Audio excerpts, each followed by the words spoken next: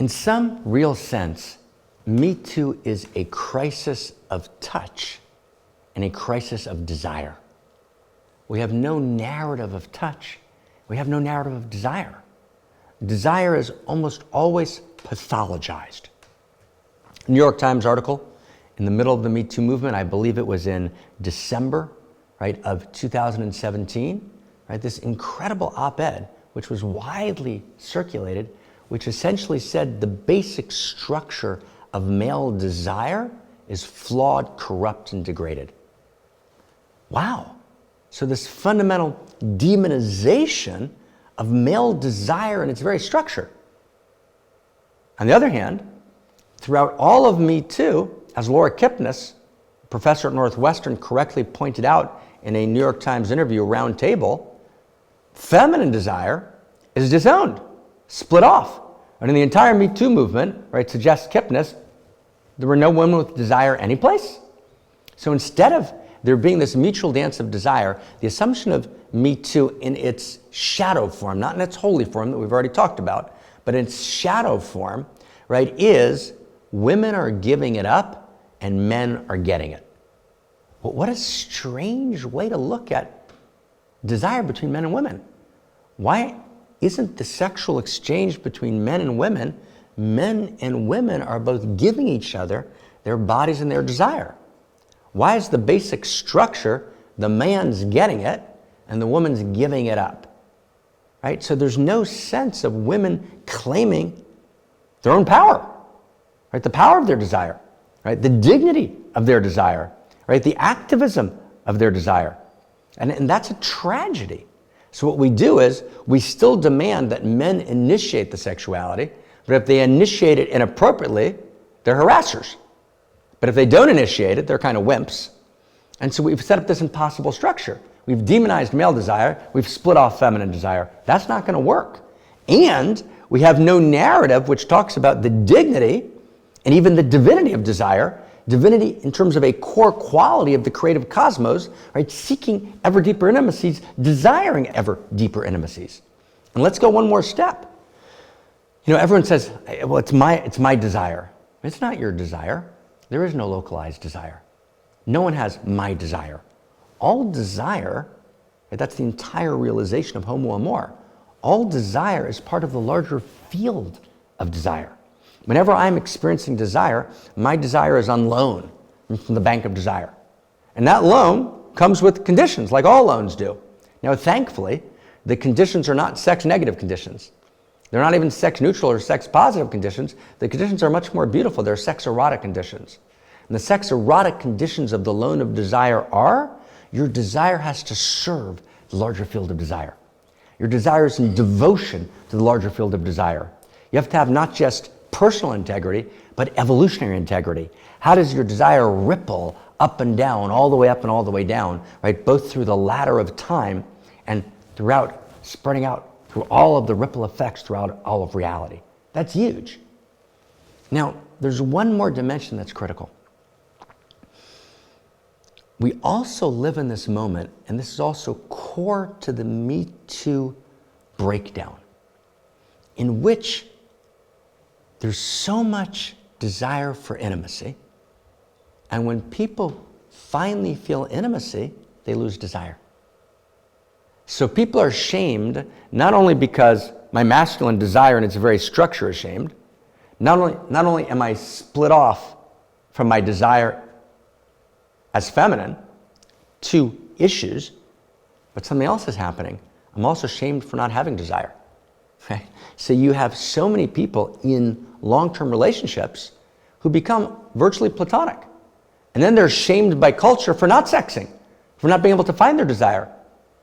Right? And then their cuddling is relegated to some substandard engagement because they can't actually access their full wet and throbbing arousal. Well, first off, let's reclaim cuddling. Right? Cuddling is actually sexing. Right? Cuddling is touching, it's contact. Right? And that initial desire for food and touch of a baby, which is proto-sexuality, is this gorgeous desire for full body contact. So cuddling is sexing. Let's start there. In the most beautiful and gorgeous sense of the term. But two, right, how do intimacy and desire live together? So the reason that it doesn't work well is because for so many years, therapists said, oh, you can't access your desire? You must have an intimacy problem. And by an intimacy problem, they meant a communication issue. Let's get your communication working better, then you'll feel closer, then you'll feel more aroused. Well, that didn't work, right? You got your communication working, you felt really close and comfortable and familiar, right? But certainly don't want to have sex with you. So actually desire got lost. So what happened was intimacy and desire actually became not complementary, but the more intimacy you had, no distance, the less desire you had, because desire wants adventure, it wants to traverse the distance, it wants to penetrate, it wants to enter, right? And it doesn't want to be just cuddling, right? It wants to access, wow. And so here, we got to actually go deeper. I mean, and the leading edge today is actually making a claim to solve this intimacy desire conundrum, which causes so much shame to people. The claim being made is that actually the reason intimacy and desire are contradictory is because desire by its nature is transgressive. Desire is about actually committing adultery. It's about having a secret affair, right? It's about going on Pornhub.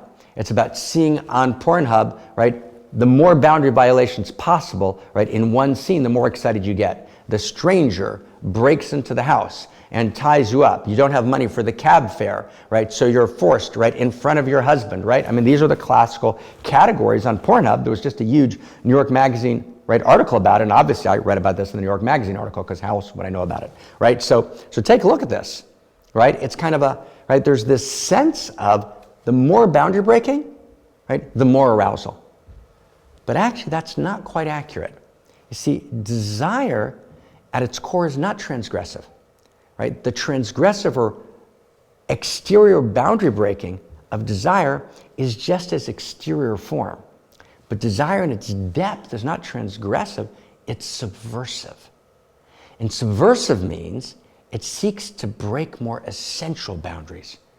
In desire, you want to break the boundaries of your smallness, of your ordinary self, of your contraction. You want to find the part in your partner that's new, that you've never penetrated before, that you've never seen. You want to find the stranger, right, in the eyes of your partner and actually break through to their deeper, more wild, more beautiful, more sensitive, more tender, right, more insane, more wanton. Right? You want to find the traumatized place and break through there. Right? You want to actually find, right, deeper and deeper and deeper, right, places where you can actually break through to the inside. You're actually breaking the true boundaries, the boundaries of contraction, the boundaries of smallness. Right? You're looking not for ordinary sexing, you're looking for extraordinary boundary breaking when you actually break the boundary of anything that's not filled with your most authentic, right, daring, right, stunning, right, breakthrough to newness. Newness becomes not a new pair of breasts, because here's the problem. The new pair of breasts becomes old very fast, by definition. It's why when Playboy started, they had Ms. July and they couldn't just stop there. Well, you needed someone else. Let's have Ms. August. Oh, you can't stop there. Let's just have Ms. August, 1956. Let's quit.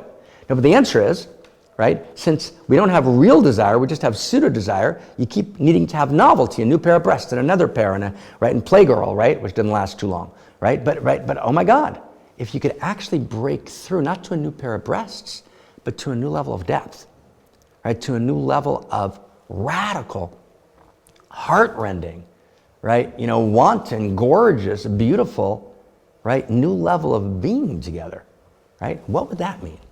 What would it mean actually, right, to be aroused by that kind of subversive sexing, which really means to be aroused by love? Because love's not just an emotion, love is a perception. It means I see you in a new way. And actually, the commitment that partners make to each other is, I'm never going to think that I own you. I'm never going to think I got you all worked out. I'm never going to become intimate with you in the sense of familiar. I'm always going to hold your mystery. And I'm going to always realize that the intimacy that lives in you and the depth that lives in you is infinite beyond measure. And I'm committed to be with you, right, for all of time, to break through boundary after boundary, depth after depth, right, and sexing after sexing, aroused by love each time, deeper and deeper. That's Homo, Amor.